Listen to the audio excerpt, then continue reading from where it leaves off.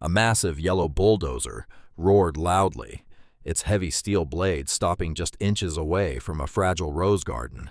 Standing directly in its path was a highly decorated Navy SEAL and his fiercely loyal German Shepherd. Inside the quiet wooden house, a terrified elderly widow prayed for a miracle. A corrupt corporate developer thought she was just a lonely, helpless target he could easily crush. But he was about to learn a brutal lesson. He had no idea he had just brought a war to the doorstep of a man who specializes in stopping bullies. Before we dive in, let us know in the comments which country you are watching from. And if you love stories that melt your heart, please subscribe to support our channel. The rain fell in thick, heavy sheets. Cold wind whipped through the tall pine trees, bending their branches toward the muddy ground. Hayes kept his head down against the biting cold. He was an active-duty Navy SEAL on leave after years of service. He was a tall man with a fit build, a calm demeanor, and observant eyes that missed nothing. He wore a dark waterproof jacket and heavy hiking boots. Walking right beside him was Max. Max was a large German Shepherd, a military working dog with a thick black and tan coat that was currently soaked through to the skin. Max walked with strict military precision. He matched Hayes step for step despite the freezing rain and the slippery mud. They had been hiking the remote mountain trails when the storm hit without any warning. The temperature dropped fast. The trails turned into rivers. They needed shelter immediately. Up ahead through the dense trees, a faint yellow light flickered in the darkness. Hayes signaled Max to halt. The dog stopped instantly and sat in the mud. Hayes wiped the rain from his eyes and looked at the structure ahead. It was an old wooden house with a wide wraparound porch. The paint was peeling off the sides. The roof looked worn and sagging in places. It stood completely alone at the very edge of the woods, miles away from the main road. Hayes walked up the wooden steps. The old boards creaked loudly under his boots. He knocked on the heavy front door. He gave 3 solid raps and waited in the cold. Inside the house, slow footsteps shuffled toward the door. The porch light flicked on, casting a yellow glow over Hayes and Max. The door opened just a few inches. A thick brass security chain stopped it from opening fully. An elderly woman peeked out through the narrow gap. This was Eleanor. She was a fragile but resilient widow, with thin gray hair pulled back into a loose bun. She wore a thick knitted sweater over a simple faded cotton dress. Her eyes were wide and guarded. She looked at the tall stranger on her porch, and then looked down at the massive dog beside him. "Can I help you?" Eleanor asked. Her voice shook slightly from fear and the cold draft. "Good evening, ma'am," Hayes said. He kept his voice very low and completely calm. "My name is Hayes. I am currently serving in the Navy. This is my partner, Max. We got caught in the storm while hiking the upper ridge. We just need to stand under your porch until the rain slows down so we can navigate the trail back. We will not bother you." Eleanor studied his face carefully. She saw his straight military posture and his steady gaze. Then she looked at Max. The German Shepherd sat perfectly still in the freezing rain. He did not bark. He did not shake the water off his heavy coat. He just looked up at her with intelligent and disciplined eyes. Something in the dog's strict behavior seemed to ease her deep fear. "It is freezing out there," Eleanor said softly. She reached up and unlatched the heavy brass chain. "You two come inside right now. You will catch pneumonia standing out there in this weather." "Thank you, ma'am," Hayes said. He stepped inside the hallway and gave Max a subtle hand signal. Max followed him inside and sat neatly on the small welcome mat, waiting for further permission to move into the house. The inside of the house was incredibly warm. It smelled of old wood, burning logs, and cinnamon. Framed photographs lined the hallway walls. Most of them were old black and white pictures. Hayes noticed several photos of a young man wearing a decorated army uniform. "My name is Eleanor," she said. She pointed a trembling finger toward a large stone fireplace in the corner of the living room. "Go stand by the fire. I will go get some dry towels from the bathroom." She returned a moment later carrying 2 large cotton towels. Hayes dried his face and his short hair. He took the second towel and knelt down to dry Max. The dog stood patiently while Hayes rubbed his wet coat. "He is a very good boy," Eleanor said. She stood near the kitchen doorway watching them with a soft expression. "He is a trained professional," Hayes replied as he folded the wet towel. "He has saved my life more than once overseas. He knows when it is time to work and when it is time to rest." Eleanor smiled. It was a very sad and tired smile. "Have you two eaten anything today? I made a large pot of beef stew earlier this afternoon. There is plenty left on the stove." "We do not want to impose on you," Hayes said. "Nonsense," Eleanor said firmly. "Sit at the kitchen table." Hayes walked into the kitchen and sat at the small round wooden table. Max walked beside him and laid down quietly by his boots. Eleanor brought over a large bowl of hot beef stew and a plate of sliced bread for Hayes. She then brought a smaller metal bowl with stew meat for Max. She sat across from Hayes holding a warm cup of tea. Hayes ate quietly. The food was simple but tasted incredible after spending hours freezing in the woods. "This is a very solid house," Hayes said, looking up at the thick wooden beams across the ceiling. "Did your husband build it?" Eleanor looked down at her teacup. "Yes. Arthur built this entire place right after he came back from the war. We lived here together for many beautiful years. He passed away years ago." "I'm very sorry for your loss," Hayes said. He nodded toward the hallway. "I saw the photos. He served bravely in the army." "He did," Eleanor said softly. Her voice carried a heavy weight of sorrow. "This house was his absolute pride. He planted every single rose bush in the front yard. He laid every floorboard in these rooms. It holds all our memories. It is all I have left of him." She paused. Her hands trembled violently as she held her ceramic cup. Hayes noticed her sudden anxiety.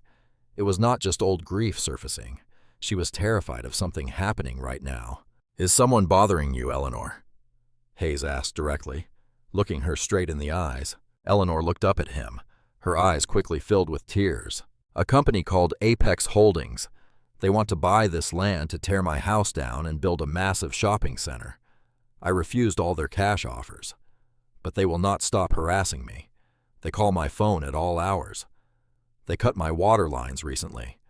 They told me I have no choice in the matter. They said they will make me leave one way or another." Hayes stopped eating.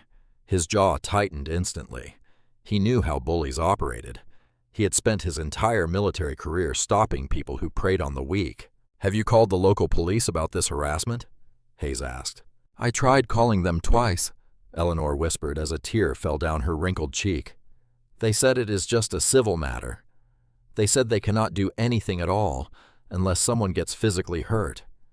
I think the development company paid the local officers to look the other way. I am just an old woman living alone. I do not know what to do anymore." Hayes placed his metal spoon down on the table. He leaned forward and looked at Eleanor with absolute certainty. "You are not alone tonight." Before Eleanor could answer him, a massive crash shattered the quiet house. Glass exploded violently into the living room. A heavy red brick slammed onto the hardwood floor, sliding past the rug. Cold wind and freezing rain immediately rushed through the broken front window. Max sprang up from the floor. He let out a deep and terrifying bark.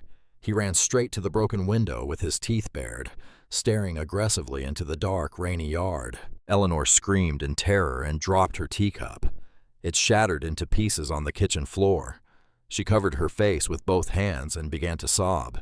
Hayes moved incredibly fast. He pushed his chair back and sprinted into the living room. He stayed low to the ground, avoiding the scattered broken glass. He reached the red brick. A piece of white paper was wrapped tightly around it, secured with a thick rubber band. He pulled the wet paper off the brick and unfolded it. The threatening message was written in thick black marker. "Leave the property now, or the house burns next." Hayes looked out through the jagged hole in the window. The heavy rain obscured the darkness, but his sharp eyes caught the sight of faint tire tracks spinning in the mud near the main road.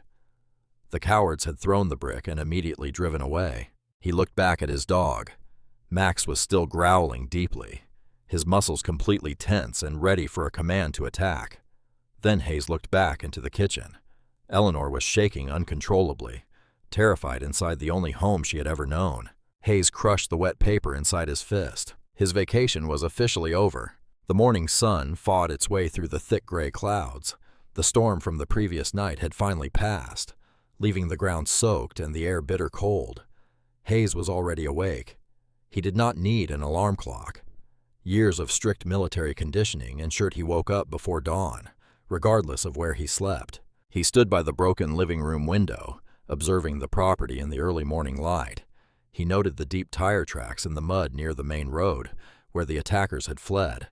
He mentally mapped the perimeter of the house. It was extremely isolated. There were no neighbors for miles in any direction. The dense woods surrounding the property provided far too many blind spots for a potential enemy to hide. From a tactical standpoint, the house was a nightmare to defend. Max sat patiently by his side. The German Shepherd watched the tree line with sharp focus. His ears twitched at the sound of distant birds, but he remained perfectly still. Eleanor walked into the living room a few minutes later. She looked completely exhausted. She wore the same faded cotton dress from the night before, but had added a thick knitted gray cardigan. She carried 2 mugs of hot black coffee. She handed one to Hayes.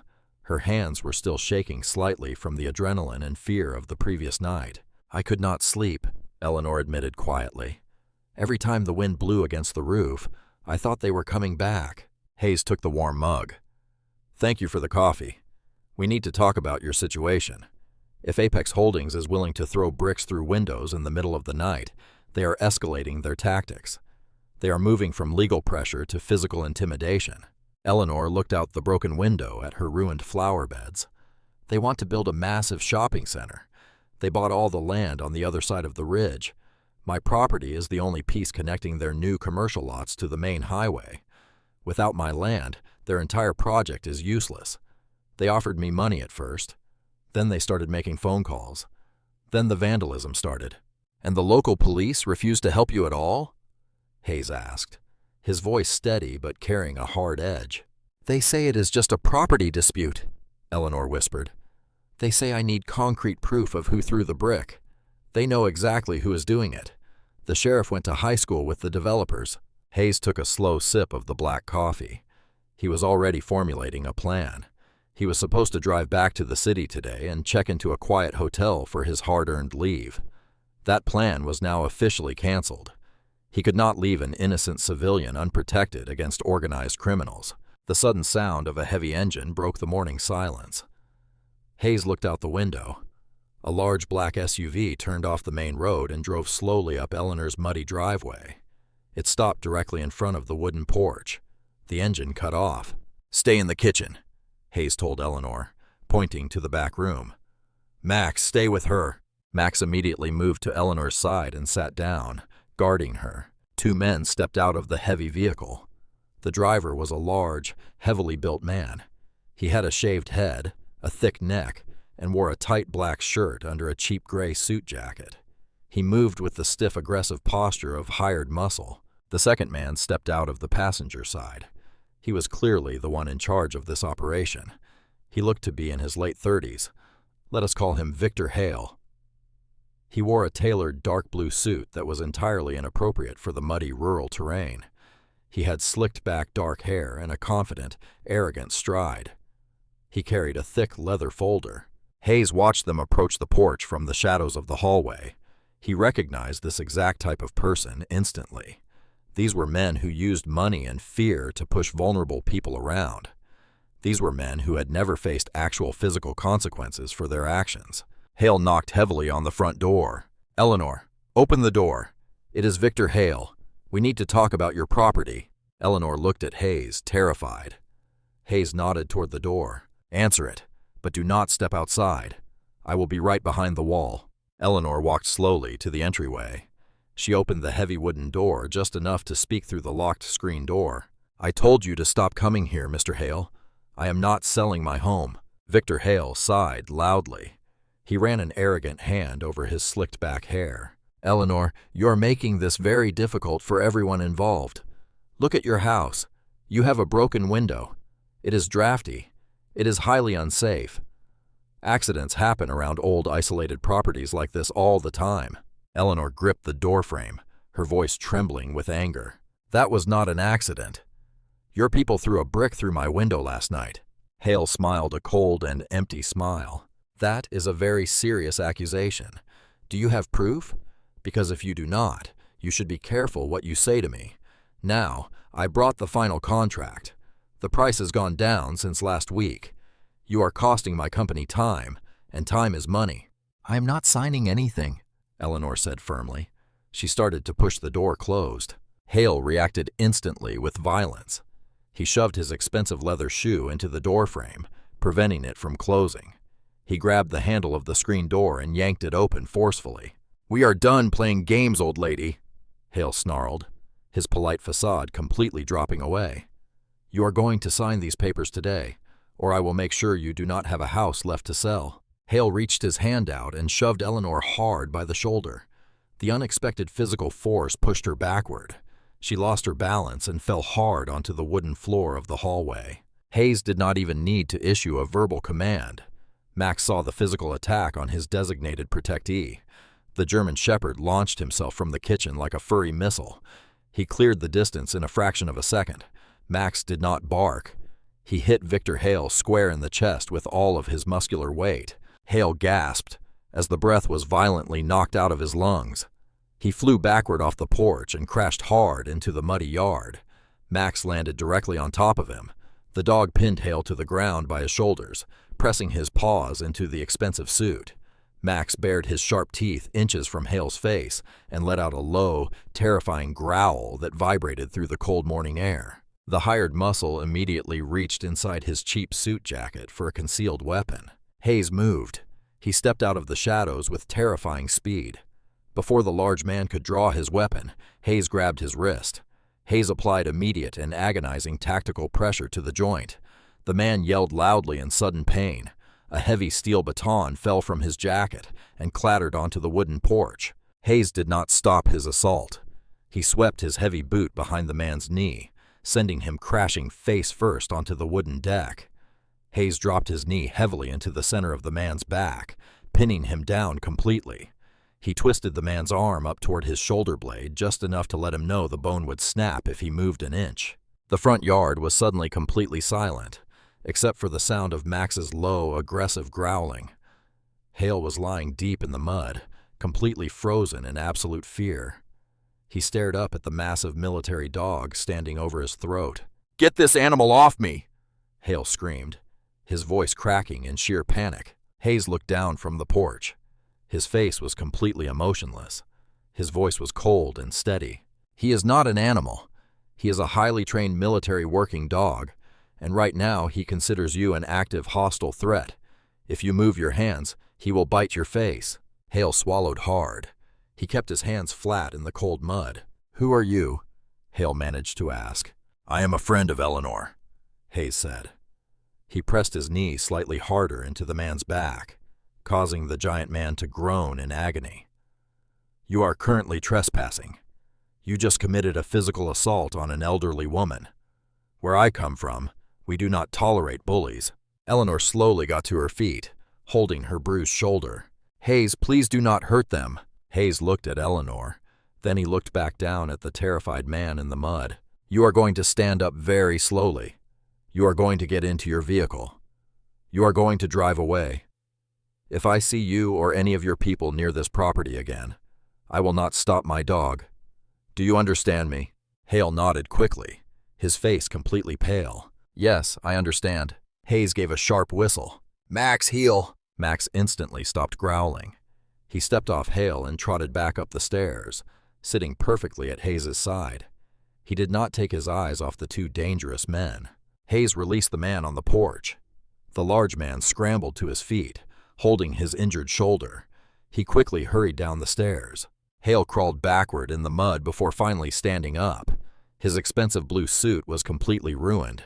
He picked up his leather folder from the dirt. Hale looked at Hayes with pure, unfiltered hatred. "You are making a huge mistake, soldier. You cannot protect her forever. We own this entire town. Get off the property," Hayes said softly. The two men got into the heavy SUV. The engine roared to life. The vehicle reversed aggressively down the muddy driveway, tires spinning wildly, and sped off down the main road. Hayes watched them until they were completely out of sight. He knew this was absolutely not the end of the conflict. Men like Hale did not just walk away when their fragile pride was hurt. They would come back in the middle of the night with more men and much worse intentions. He turned to Eleanor. She was leaning against the hallway wall, looking terrified of what was to come. "Are you hurt?" Hayes asked, checking her posture. "I am fine," Eleanor whispered. "But they are going to come back. They always come back." Hayes looked around the old wooden house. He calculated the structural weak points. He assessed the strategic sight lines. He had protected fortified bases in hostile enemy territory before. He could certainly protect an old farmhouse. "Let them come," Hayes said. "They are not dealing with a lonely widow anymore. Max and I are staying." Hayes walked back into the living room and picked up his heavy canvas duffel bag. He unzipped the main compartment and began pulling out his tactical gear. He had packed for a wilderness survival trip, but the equipment was easily adaptable for urban defense. He laid out a high-lumen flashlight, a roll of heavy-duty paracord, a multi-tool, and a small portable motion sensor kit he always carried on deployments. He looked at Eleanor, who was still holding her bruised shoulder. She watched him lay out the equipment with a mixture of confusion and relief. Hayes explained his plan simply. He told her the local authorities were clearly compromised. Calling them would only give Victor Hale a warning and an opportunity to control the narrative. Hayes decided they needed to secure the property themselves. He asked Eleanor if her late husband had a tool shed or a workshop on the property. Eleanor nodded and pointed toward the back door. She said Arthur had a workshop attached to the old garage and it still had all his tools and leftover building materials. Hayes stepped out this back door with Max right beside him. The backyard was overgrown with tall grass and wild rose bushes. The old wooden workshop stood a few yards from the house. Hayes pushed the heavy door open. The air inside smelled of sawdust and old motor oil. The walls were lined with neatly organized hand tools, heavy steel nails, coils of wire, and stacks of solid oak planks. Arthur had been a meticulous man. Hayes respected that immediately. He began gathering supplies. He took a heavy hammer, boxes of nails, several thick wooden planks, and a spool of thin steel wire. He carried the heavy load back to the house in multiple trips. Max patrolled the yard during this process, constantly checking the tree line for any signs of movement. For hours, Hayes worked relentlessly to fortify the old wooden house. He started with the broken living room window. He measured the oak planks and nailed them securely across the frame, blocking any access from the front porch. He checked every window on the ground floor, making sure the old latches were locked tight. He drove thick steel nails into the wooden frames of the secondary doors to prevent them from being kicked open. He was not trying to build an impenetrable bunker. He was trying to eliminate the element of surprise. He wanted to force the attackers to make noise if they tried to enter. Eleanor moved around the kitchen preparing a simple lunch. She watched Hayes work with efficient military precision. She brought him a glass of water and a sandwich. She sat at the small kitchen table while he ate. She looked around the house and smiled softly. She told Hayes that seeing him work with Arthur's old tools brought back many memories. She explained that Arthur served in the infantry. He had fought in harsh conditions and came back with a deep need to build something permanent and safe. He built the house with his own 2 hands. He planted the rose bushes to give her something beautiful to look at every morning. Hayes listened quietly. He understood that kind of need. The military taught you how to destroy things. It took a lot of effort to learn how to build things back up. He promised Eleanor that no one was going to destroy Arthur's legacy. After lunch, Hayes moved outside to establish an early warning perimeter. He used the spool of thin steel wire to create tripwires across the main access points in the yard. He strung the wire at ankle height across the front pathway, the gaps in the rose bushes, and the dark space between the garage and the house. He found a collection of old metal wind chimes and empty paint cans in the workshop. He tied them to the tripwires. If anyone walked through the tall grass in the dark, they would hit the unseen wire and pull the metal cans down. It was a primitive alarm system, but highly effective. He placed his portable motion sensors near the back porch and synced them to a small receiver watch on his wrist. By late afternoon, the old farmhouse was fully prepped. The sun began to set behind the dense tree line. The temperature dropped sharply again. Hayes walked through the house and turned off every single light. He closed all the curtains. From the outside, the house looked completely abandoned and dark. Inside, Hayes established his observation post in the living room. He moved a heavy armchair into the corner, giving him a clear view of the hallway, the front door, and the barricaded window. He instructed Eleanor to stay in the central hallway, away from any exterior walls. He gave her a heavy metal flashlight and told her to keep quiet. Max took his position by the front door. The dog lay perfectly flat on the rug. His dark coat blended entirely into the shadows. He was silent and completely focused. The waiting was always the hardest part of any defensive operation. Hours ticked by slowly. The only sound in the house was the ticking of an old grandfather clock in the hallway. Hayes sat in the dark armchair, breathing slowly and regulating his heart rate. His eyes adjusted fully to the darkness. He visualized the yard outside, mapping the tripwires and the choke points in his mind. He knew Victor Hale would not come back himself. Hale was a coward who paid other people to do his dirty work. He would send men who were willing to commit serious crimes for a paycheck. It happened in the middle of the night. Max reacted first. The German Shepherd did not bark. He simply lifted his head from the rug and let out a vibration in his chest. It was a low, warning rumble that only Hayes could hear. Max's ears swiveled toward the back of the house. Hayes stood up silently. He moved lightly across the hardwood floor, stepping carefully to avoid the creaking floorboards. He reached the kitchen and looked through a small gap in the curtains covering the back window. The motion sensor receiver on his wrist vibrated twice. Through the glass, Hayes saw 3 dark figures moving carefully through the overgrown grass of the backyard. They wore dark clothing and ski masks covering their faces. They moved with a predatory focus, trying to stay low. One of the men carried a heavy metal crowbar. The other 2 carried bright red plastic jerry cans. The strong smell of gasoline soon drifted faintly through the cracks in the old window frames. They were not here to intimidate Eleanor anymore. They were here to burn the house to the ground with her inside it. Hayes felt a cold, familiar focus settle over his mind. The men crept closer to the back porch, entirely unaware of the steel wire stretched tightly across the grass. The lid man, carrying the gasoline, took a wide step toward the wooden stairs. His heavy boot caught the invisible tripwire. He stumbled forward violently. The wire snapped tight, pulling a cluster of metal paint cans and wind chimes down from the garage roof. The metal crashed onto the concrete driveway with a deafening clatter that shattered the silent night. The intruders froze in panic. Their element of surprise was completely gone. Hayes reached for the back door handle. It was time to go to work. The loud crash of metal paint cans hitting the concrete driveway echoed loudly in the dark. The 3 masked men froze instantly. The element of surprise was completely gone. Hayes did not wait for them to recover their senses. He opened the back door silently and slipped into the cold night. He wore dark clothing, blending perfectly with the shadows of the old house. Max followed right beside him. The dog moved without making a single sound. His paws stepped lightly on the wet grass, avoiding the dry leaves. Hayes gave a quick hand signal, pointing toward the left side of the yard near the thick rose bushes. Max understood the command immediately and disappeared into the darkness, flanking the intruders. Hayes moved to the right, using the old wooden garage for cover.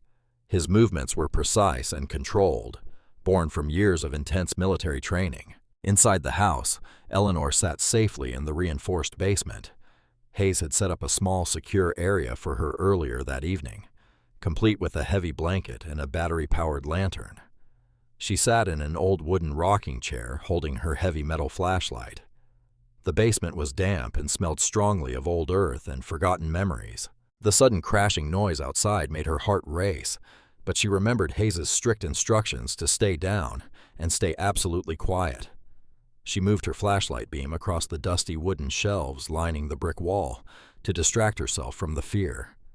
Her hands shook slightly as she noticed an old metal cigar box hidden behind a stack of folded wool blankets. It belonged to her late husband, Arthur. She stood up slowly and reached out, pulling the heavy box toward her. The metal hinges squeaked softly as she opened the lid. Inside, she found faded black and white photographs, military medals wrapped in cloth, and a rusted brass key. The key was surprisingly heavy and old. She held it in her palm, trying to remember what it might open. Arthur had kept many secrets during his long military service. He always told her some things were better left buried. She gripped the cold key tightly, praying for Hayes and Max to stay safe in the dark yard above her. Back outside, the three intruders scrambled in the dark. The leader cursed loudly and kicked the fallen paint cans out of his way, sending them clattering across the concrete again. He angrily ordered the other two men to grab the heavy gasoline cans and move toward the wooden porch. They assumed the loud noise had simply scared whoever was hiding inside the house. They were completely wrong. Hayes watched them approach from the side of the garage. He calculated the distance between them and their current speed. He needed to neutralize the threat quickly without using lethal force. He did not want to turn Eleanor's property into a bloody crime scene with casualties. He wanted to send a very clear message to Victor Hale and his corrupt company. The first man, carrying a heavy red plastic jerry can, stepped onto the first wooden stair of the back porch. Hayes moved from the shadows. He closed the distance in 2 silent seconds. He grabbed the back of the man's dark jacket and pulled him forcefully off the wooden stairs. The man fell backward, dropping the gasoline can. It hit the ground with a dull, heavy thud, splashing strong-smelling fuel onto the grass. Before the man could shout for help, Hayes delivered a precise strike to the side of his neck. The man instantly lost consciousness and slumped onto the wet ground without making a sound. The second man turned around, hearing the heavy drop. He held a thick metal crowbar tightly in his gloved hands. He swung it wildly into the darkness, trying to hit whatever had taken down his partner. Hayes stepped swiftly inside the clumsy swing. He grabbed the man's thick wrist and twisted it sharply, applying immense pressure to the joint. The heavy crowbar dropped from his grip instantly. Hayes swept his leg in a fast arc, kicking the man's heavy boots out from under him. The man hit the ground hard, the breath completely knocked out of his lungs. Hayes secured the man's arms behind his back with a fast, heavy-duty zip tie he pulled from his belt. 2 targets neutralized in less than a minute. The leader suddenly realized his men were dropping around him. Panic set in. He dropped his gasoline can and frantically reached into his jacket. He pulled out a black handgun. He aimed it blindly into the deep shadows, his hands shaking violently. "Show yourself!" he yelled. His voice broke with genuine terror. He backed away slowly toward the driveway. He did not realize he was backing right into Max's designated territory. Hayes gave a short, sharp whistle. It was the absolute command to engage. Max lunged from the thick rose bushes like a dark missile. The massive German shepherd did not go for a lethal bite to the neck. He aimed specifically for the weapon hand. Max clamped his incredibly strong jaws around the leader's right forearm. The dog's sharp teeth dug deeply into the thick fabric of the jacket, putting agonizing pressure on the man's wrist. The leader screamed in sudden severe pain and dropped the loaded handgun. The weapon landed in the deep mud, completely out of reach. Max pushed his heavy front paws onto the man's chest, knocking him flat onto his back. The dog stood directly over him, baring his teeth just inches from the man's terrified face. Max let out a terrifying deep growl that vibrated through the cold night air, warning the man not to move a single muscle. Hayes walked slowly out of the shadows. He picked up the dropped handgun from the mud and expertly removed the loaded magazine. He looked down at the terrified leader on the ground. "I told your boss not to come back," Hayes said, his voice cold and flat. "You made a very bad decision tonight." The leader kept his hands flat on the wet grass, completely paralyzed by fear. He looked at the unconscious man near the porch, then at the man tied up in the grass. He realized they had walked right into a highly coordinated trap set by a trained professional. "Call the dog off, please," the leader begged. His tough criminal facade was completely shattered, leaving only a scared coward. Hayes looked at the heavy gasoline cans scattered across the yard. "You came here to burn an elderly woman alive inside her own home. You belong in a steel cage. Get up." Hayes gave a sharp hand command, and Max stepped back but maintained his aggressive tactical stance. The leader scrambled awkwardly to his feet, holding his bruised arm. The second man struggled to sit up, rubbing his bruised ribs against the tight zip ties. "Take your friend," Hayes pointed to the unconscious man. "Leave your tools. Leave the gas cans. Walk back to the main road and never return to this property." The leader grabbed his tied-up partner and helped him stand. Together they dragged their unconscious partner toward the driveway. They stumbled clumsily through the dark, leaving behind the metal crowbar, the plastic gasoline cans, and the unloaded handgun. Hayes watched them disappear down the long muddy road until they were completely gone. He knew he had plenty of solid evidence now. The tools, the cans, and the gun were covered in their fresh fingerprints. He walked back to the house and knocked a specific rhythmic pattern on the heavy basement door. Eleanor unlocked the door and walked slowly up the wooden stairs.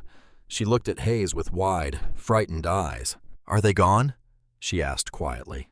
"Yes," Hayes replied. "And they left us exactly what we need to put them away for a long time." Eleanor opened her wrinkled hand and showed Hayes the old rusted brass key she had found. "I found this hidden inside Arthur's cigar box. I do not know what it opens, but he kept it hidden for a specific reason." Hayes took the heavy key and examined it under the kitchen light. His tactical mind immediately recognized the unique shape and the serial number stamped on the metal. It was a standard-issue military padlock key. Arthur had buried something highly secure on the property. Something very important. The battle for the old house was certainly not over yet, but Hayes knew they finally had a significant advantage against the corrupt company. The cold morning light revealed the scattered evidence across the wet grass. Hayes stepped out of the back door to secure the perimeter. He carefully collected the heavy metal crowbar, the plastic jerry cans, and the unloaded handgun. He used clean rags from the workshop to pick them up, preserving the fingerprints left by the attackers. He placed the items inside a large plastic bin on the back porch. He knew the local police would conveniently lose this critical evidence if he handed it over to them.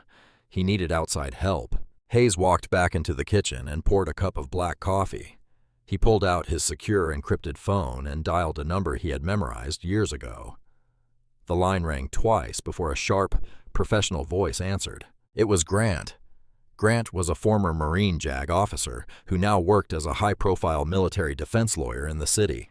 He was a meticulous, analytical man who wore sharp suits and never lost a case. Hayes quickly explained the situation regarding Eleanor, the harassment from Apex Holdings, the attempted arson, and the rusted military key they found. Grant listened silently, analyzing the facts. He promised to look into the land registry and the military archives immediately. He told Hayes to stall the developers using any non-lethal means necessary. Hayes ended the call and dialed a second number. This one belonged to Claire. Claire was a fierce, independent investigative journalist.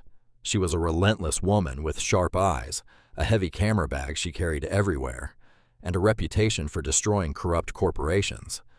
She had helped Hayes' unit expose a major smuggling ring years prior. Hayes told her about Apex Holdings trying to burn an elderly woman out of her home. Claire immediately agreed to drive up to the mountain town with her camera crew, promising to be there by midday. Hayes sat at the kitchen table with Eleanor.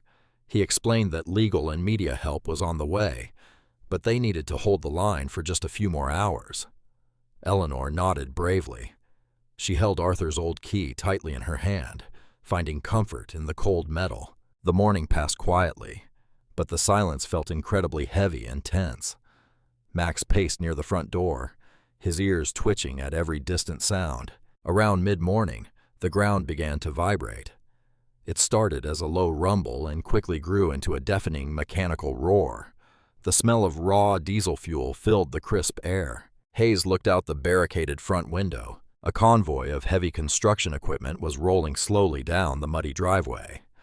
There were two massive yellow bulldozers blowing thick black smoke into the air, followed by Victor Hale in his black SUV. The machines were a stark, aggressive contrast to the natural beauty of the old property. Hale parked his vehicle near the edge of the yard. He stepped out wearing a smug, confident smile. He held a white piece of paper high in the air. Hayes unlocked the front door and stepped out onto the porch. Max followed him immediately, taking his tactical stance on the wooden boards. Eleanor stayed inside, watching nervously through the gap in the window planks. Her heart ached as she saw the machines parked so close to her husband's beloved rose garden.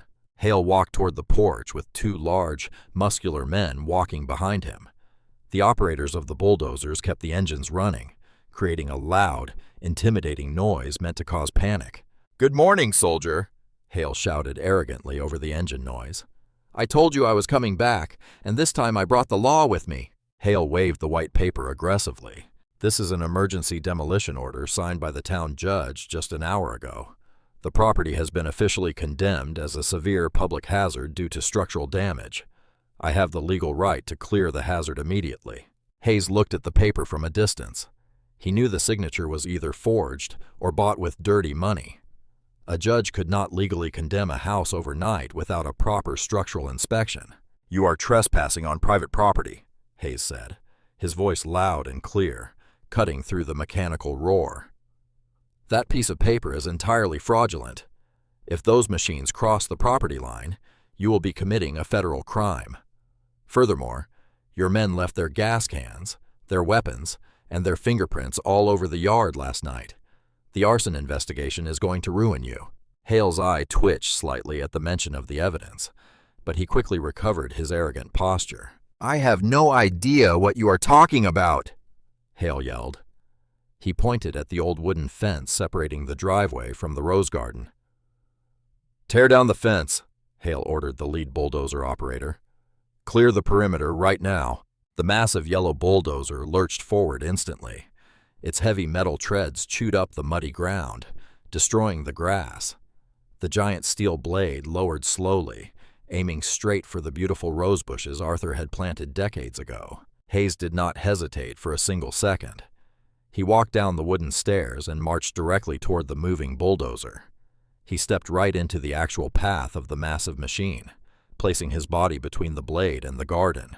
Max ran forward and sat right beside Hayes's leg. The brave military dog stared up at the giant metal beast without a single ounce of fear or hesitation. Hayes crossed his arms over his chest and stood perfectly still, forming a human wall. The bulldozer operator honked the loud, deafening air horn, warning them to move. Hayes did not flinch. Max did not move a muscle. The steel blade came closer and closer, stopping just a short distance away from Hayes's chest. The operator hit the brakes hard, clearly not willing to commit blatant murder in broad daylight. The engine idled loudly, blowing hot exhaust over Hayes and Max. Hale walked up to Hayes, his face red with sudden, uncontrollable anger. "Are you completely insane? Move out of the way or I will personally have them run you over.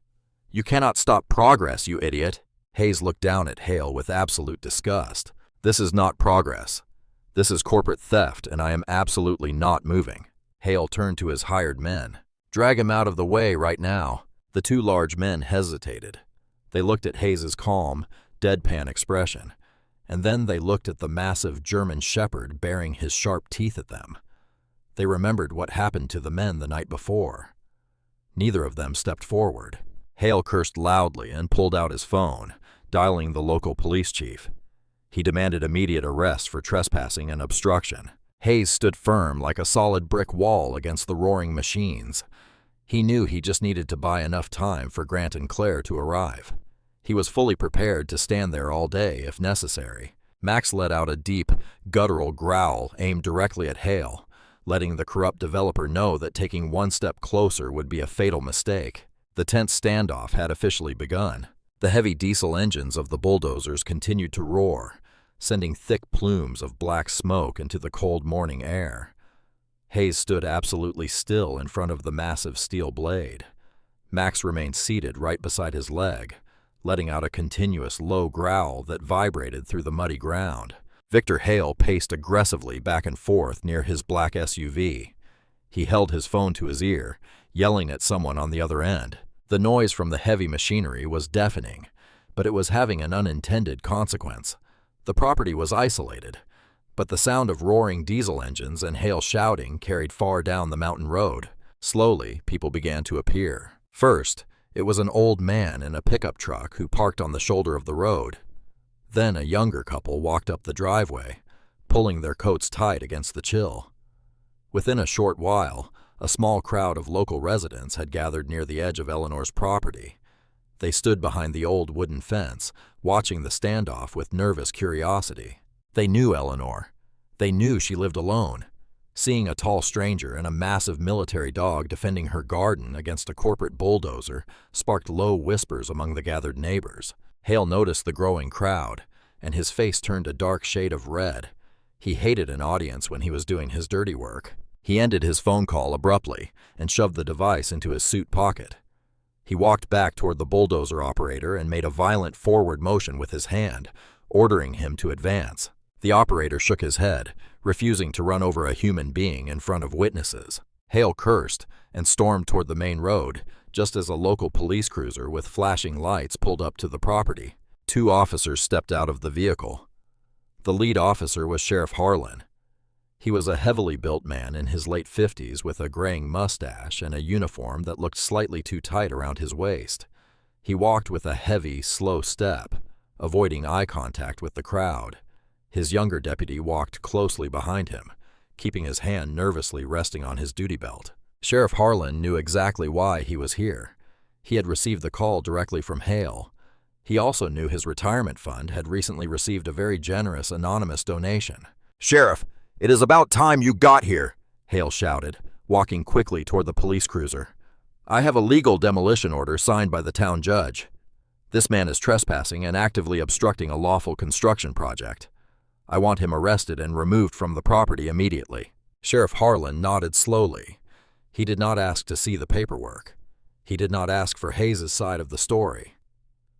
He simply adjusted his belt and walked heavily toward the rose garden where Hayes and Max stood. The crowd of neighbors grew completely silent, watching the local law enforcement approach the lone veteran. Son, you need to step aside, Sheriff Harlan said loudly, trying to project an authority he clearly did not feel. You are interfering with a legal town order. If you do not step away from that machine right now, I will have to place you under arrest. Hayes looked directly into Sheriff Harlan's eyes. He saw the guilt and the compromise hiding behind the badge. Sheriff, Hayes said in a calm, steady voice, you and I both know the demolition order is completely fraudulent. It was signed without a structural inspection. Furthermore, the men working for Mr. Hale attempted to burn this house down last night while an elderly woman was inside. The evidence is sitting right there on the back porch. Sheriff Harlan shifted his weight uncomfortably. He glanced over his shoulder at Hale, then looked back at Hayes. I am not here to investigate an arson claim, son. I am here to enforce a judge's order. Now, put your hands behind your back. You are under arrest. Harlan pulled a pair of steel handcuffs from his pouch and took a step forward. Max immediately stood up and barked loudly, showing his sharp teeth. The young deputy flinched and pulled his baton. Hayes raised a hand to calm his dog, keeping his eyes locked on the sheriff. Suddenly, the front door of the old house opened. Eleanor stepped out onto the porch. She looked frail and exhausted, but she walked steadily down the wooden stairs. She had tears streaming down her wrinkled cheeks. She could not hide inside anymore, while a stranger sacrificed his freedom for her. Stop! Eleanor cried out, her voice shaking but surprisingly loud. She walked through the muddy grass and stood right next to Hayes. Please do not arrest him, Sheriff Harlan. He has done nothing wrong. He is just trying to help an old widow. Eleanor, you need to go back inside, Hayes said softly, placing a gentle hand on her shoulder. I have this under control. Eleanor shook her head, crying openly now. No, Hayes. You have done more than enough. You and Max kept me safe last night. I will not let you go to jail for me. She turned to look at Victor Hale, who was smiling a cold, victorious smile. I will sign your papers, Mr. Hale, Eleanor said, her voice breaking. I will give you the land. Just tell the police to let him go. A heavy silence fell over the yard. The neighbors murmured in clear disapproval. Sheriff Harlan looked down at the mud, suddenly deeply ashamed. Hayes felt a surge of intense anger. He looked at Eleanor and then at Hale. He was absolutely not going to let this corrupt company win by breaking an old woman's spirit. Before Hayes could speak, a sleek gray van sped down the muddy driveway and slammed on its brakes right behind the police cruiser. The side door slid open violently. Claire jumped out. She was a sharp-looking woman in her early 30s wearing practical dark clothes and carrying a heavy digital audio recorder. Right behind her was a tall cameraman holding a massive broadcast-quality camera, already recording with a bright red light blinking on the side. Claire did not hesitate. She marched straight past Hale, past the local police, and walked directly up to the bulldozer. She shoved her microphone right into Sheriff Harlan's face. Sheriff Harlan, I am Claire Jenkins with the State Investigative News Network. We are currently broadcasting live to our regional affiliate. Can you explain on camera why you're enforcing an unverified demolition order against a senior citizen without proper notice? And can you comment on the allegations that Apex Holdings paid for your recent kitchen renovation? Sheriff Harlan turned completely pale. He backed away from the microphone, holding his hands up. No comment.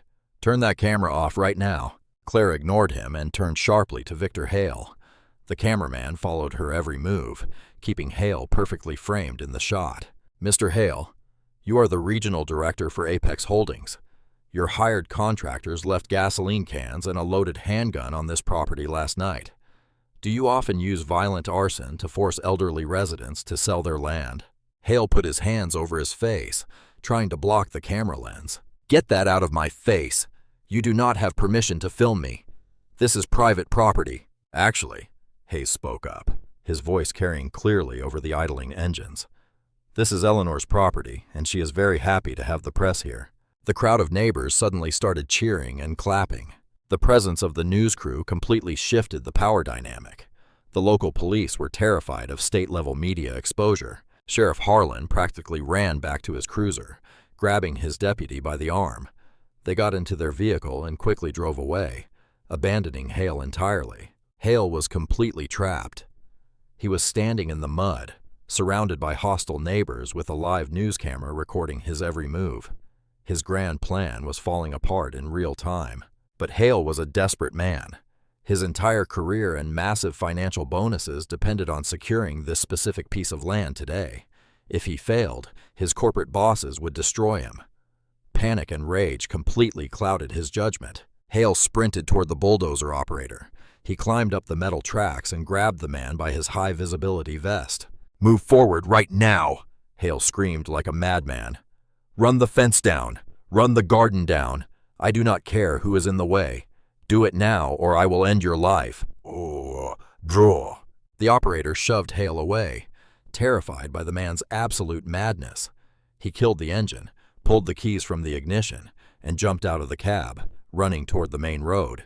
The massive machine fell completely silent. Hale stood alone on the metal tracks of the dead machine, breathing heavily, staring down at Hayes, Max, Eleanor, and the blinking red light of the news camera. He had lost the battle, but Hayes knew the real war was about to be won. Vance stood frozen on the tracks of the silent bulldozer.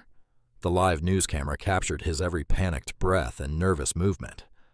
The crowd of local neighbors murmured loudly among themselves, pointing fingers at the corrupt developer.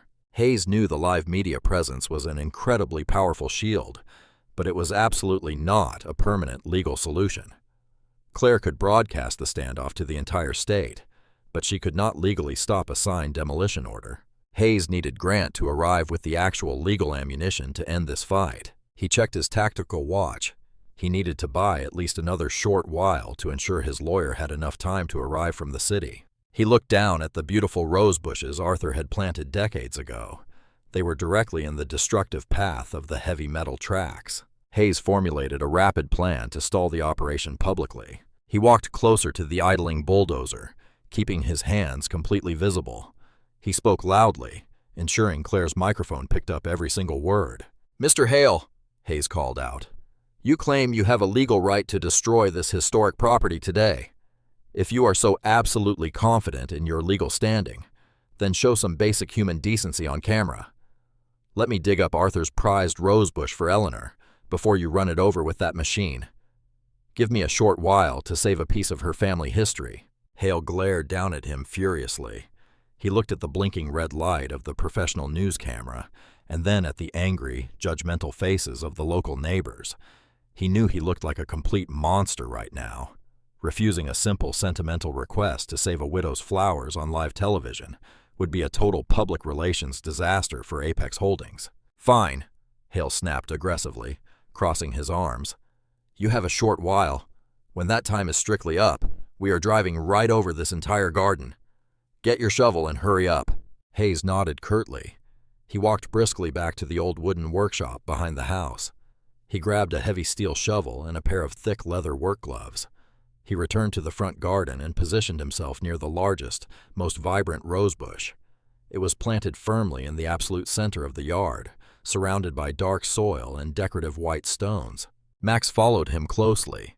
The intelligent German shepherd seemed to sense the immediate shift in the mission parameters. This was no longer just a static guard duty assignment.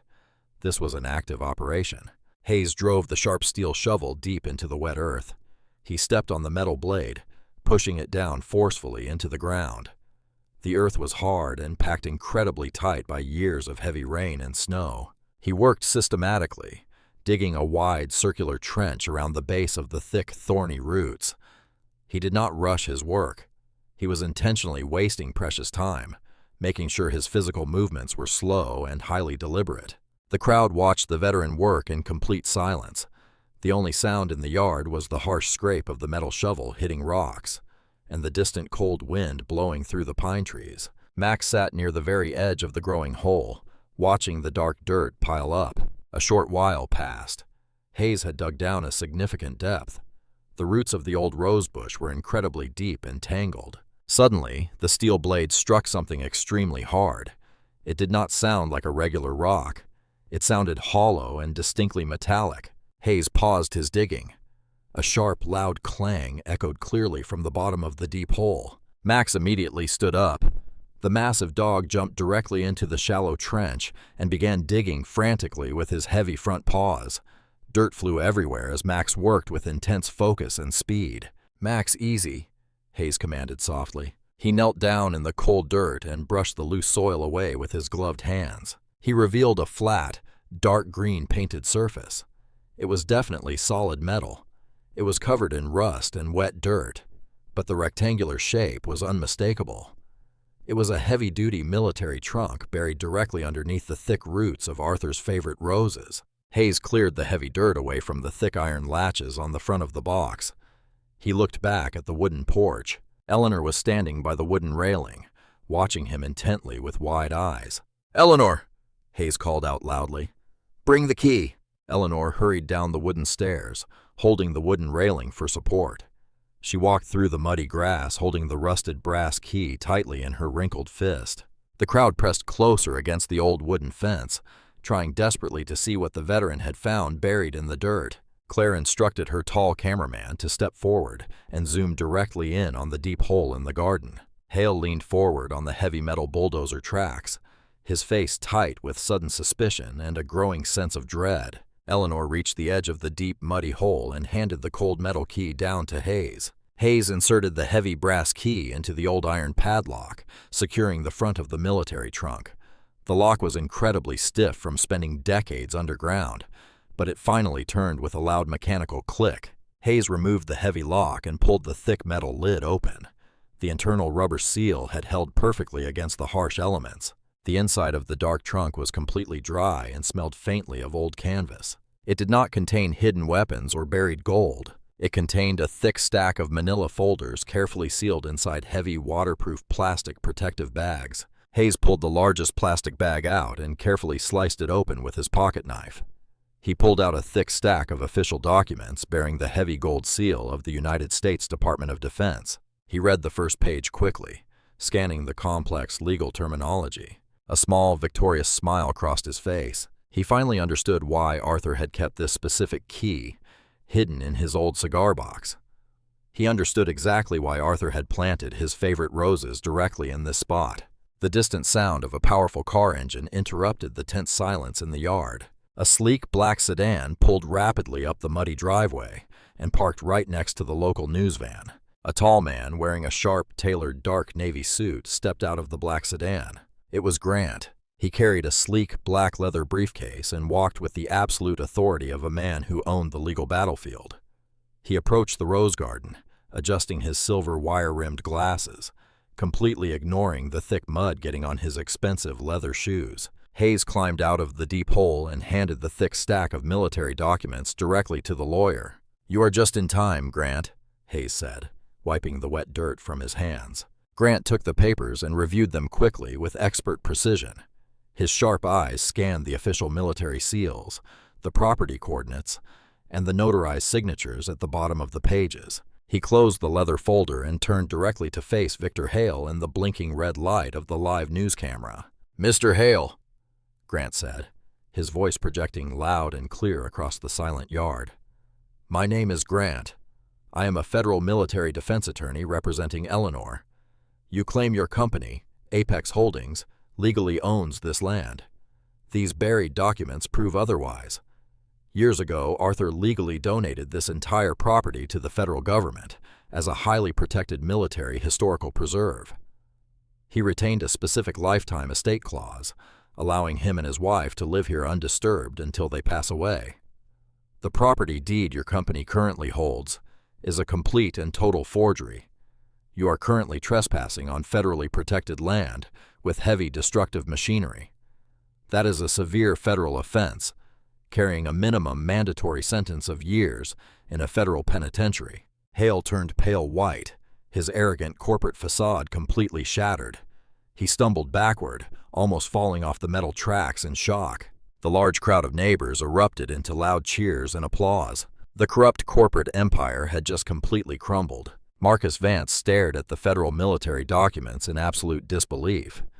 The thick paper in Grant's hands represented the complete destruction of his entire career and his immediate future. The loud cheers from the gathered neighbors echoed across the muddy yard. Sarah and her cameraman captured every single second of Hale's humiliating defeat. Grant closed the leather folder carefully. He looked at Hale with a cold and calculating expression. I contacted the Federal Marshal Service on my way here, Grant stated calmly. They take the destruction of federal military property very seriously. They are currently pulling up to the main road. Right on cue, 3 dark SUVs with flashing blue and red lights turned onto the muddy driveway. They bypassed the empty spot where the local police cruiser had parked earlier. 4 federal agents stepped out wearing tactical vests. They did not hesitate or ask for permission. The lead agent walked directly up to Hale. He instructed the corrupt developer to place his hands behind his back. Hale did not fight. He offered no resistance. He simply lowered his head in utter defeat as the cold steel handcuffs clicked securely around his wrists. The federal agents escorted him down the wooden stairs and placed him inside the back of an SUV. The bulldozer operator who had fled earlier was also apprehended near the main road for questioning. The massive yellow machine sat silently in the mud. The agents ordered a local towing company to remove the heavy equipment from the federally protected property. The news broadcast aired live across the entire state. Claire delivered a powerful report detailing the extreme corruption of Apex Holdings and the cowardly complicity of Sheriff Harlan. The public reaction was massive and immediate. The governor's office announced a full investigation into the local police department by late afternoon. The corporate headquarters of Apex Holdings released a panicked statement claiming Hale acted entirely alone, but the damage was already done. Their stock plummeted, and federal prosecutors began seizing their financial records. The sun began to set over the old wooden house. The yard was finally quiet. Hayes stood on the porch watching the federal vehicles drive away. Max sat beside him, resting his heavy head against Hayes's knee. Grant shook Hayes's hand firmly. The lawyer promised to handle all the remaining legal paperwork to ensure Eleanor would never be bothered again. Claire thanked Hayes for the incredible story and promised to keep following the federal investigation. They both drove away, leaving the property in total peace. Hayes walked back inside the house. Eleanor was sitting at the kitchen table. She was holding the rusted brass key and the stack of official military documents. She looked up at Hayes with tears of pure relief streaming down her wrinkled face. Arthur protected us one last time, Eleanor whispered softly. He knew this land would be targeted eventually. He made sure it belonged to the country he fought for. Hayes sat across from her and nodded. He was a good man, Eleanor. A smart soldier always plans for the future. The next morning brought an unexpected surprise. Hayes woke up to the sound of multiple vehicle engines and loud voices outside. He quickly walked to the front window, expecting more trouble. Instead, he saw over 20 pickup trucks and cars parked along the main road. The crowd from the previous day had returned, but they were not alone. Word had spread rapidly through the local veteran networks and community groups after the news broadcast. Men and women of all ages walked up the driveway carrying toolboxes, wooden planks, fresh paint, and bags of topsoil. Eleanor stepped out onto the front porch, completely overwhelmed by the sight. A tall man wearing a faded army jacket walked up the wooden stairs. He took off his hat and smiled warmly. "Morning, ma'am," the man said politely. "We saw the news last night. We cannot let a fellow veteran's home stay broken. We are here to fix the window and clean up the yard if you will allow us." Eleanor covered her mouth with her trembling hands and nodded, unable to speak through her happy tears. For hours, the property buzzed with positive energy. A group of local carpenters carefully removed Hayes's temporary wooden barricade and installed a brand new pane of thick glass in the living room window. Several younger neighbors worked in the yard, picking up the scattered debris and leveling the muddy tracks left by the bulldozers. They carefully added fresh topsoil around the roots of Arthur's prized rose bushes, ensuring the historic garden would completely recover. Other neighbors brought large containers of hot food and freshly baked pies, setting up a massive communal lunch on the back porch. Hayes worked alongside them, feeling a profound sense of community he had missed since his last deployment. Max walked happily among the crowd, receiving endless praise and gentle pats from the grateful neighbors. By late afternoon, the house looked better than it had in years. The broken glass was gone. The yard was clean. The deep muddy tracks were filled and smoothed over. The neighbors slowly packed up their tools and said their warm goodbyes, promising to check on Eleanor regularly. The isolation that had made her a prime target was completely gone. She now had an entire town watching over her. The following morning marked the end of Hayes's scheduled leave. He needed to report back to his naval base by nightfall. He packed his heavy canvas duffel bag and cleaned his tactical gear. He changed into his pristine Navy dress uniform. The dark blue fabric, the gold buttons, and the colorful ribbons on his chest represented his absolute dedication to service and duty. Max sat by the front door wearing his official military working dog harness, looking sharp and disciplined. Hayes walked into the living room. Eleanor was standing by the stone fireplace. She had pinned Arthur's silver military medal to her cardigan. She looked at Hayes standing tall in his uniform and smiled a bright, peaceful smile. "I do not know how to ever thank you, Hayes," Eleanor said softly, stepping forward. "You gave me my home back. You gave me my life back." "You do not need to thank me, Eleanor," Hayes replied, his voice filled with deep respect. "It was an absolute honor to serve here. You keep this door locked. You call Grant if anyone ever causes trouble. And you remember that you are never alone." Eleanor reached out and hugged the tall soldier tightly. Hayes returned the embrace carefully. Then she knelt down and hugged Max. The massive German shepherd licked her cheek gently, causing her to laugh out loud. Hayes picked up his heavy bag and walked out the front door. He walked down the wooden stairs and stopped at the edge of the newly repaired rose garden. He turned around to face the old wooden house. Eleanor stood proudly on the porch holding Arthur's medal over her heart. Hayes dropped his bag and stood at strict attention. He raised his right hand in a crisp, perfect military salute, honoring the widow and the memory of the soldier who built the fortress. Max sat perfectly still beside him and let out one sharp, loud bark of respect. Eleanor smiled through her tears and nodded her head. Hayes lowered his hand, picked up his bag, and walked down the driveway toward the main road. The cold mountain wind blew through the pine trees, but the old house stood strong and safe in the morning light. The mission was officially complete. The story of Hayes, Max, and Eleanor is a powerful reminder that true strength is not measured by wealth or corporate influence. In a world where greed often tries to silence the vulnerable, courage becomes our greatest weapon.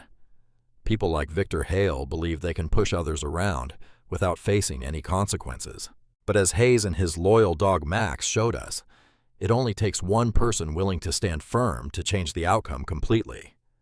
His actions proved that honor and duty do not end when a soldier takes off his uniform. I truly believe we all have a little bit of that courage inside us. We just need to choose to use it when we see someone in need. If Hayes and Max's bravery inspired you today, please share this video with your friends and loved ones. Leave a comment below to share your thoughts, and subscribe to our channel for more uplifting stories just like this one. May God bless you and your family with endless peace, strength, and protection. Please type Amen in the comments to receive His blessings today.